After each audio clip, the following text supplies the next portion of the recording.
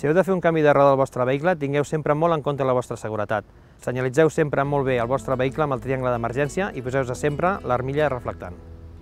Farem el canvi de roda en un sol ferm i pla, sense inclinacions. Bloquejarem les rodes amb el fre de mà o inserint alguna velocitat curta de canvi o la posició P al canvi automàtic. Localitzarem les eines necessàries per realitzar el canvi, tals com la clau de cargols de roda, el gat, la clau antirobatori en cas que existís, i els deixarem en un lloc proper a la roda a substituir. Localitzarem la roda d'emergència i la deixarem a mà per la seva col·locació.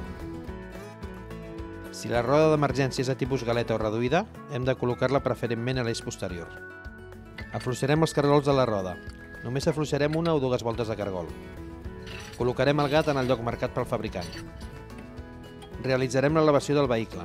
Quan la roda canviar està a l'aire, realitzarem el desmuntatge descargolant els cargols per complet.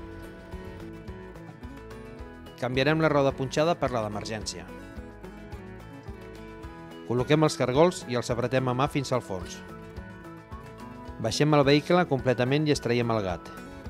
Apretem els cargols en forma d'estel amb la clau. És convenient comprovar la pressió correcta de la roda d'emergència un cop col·locada.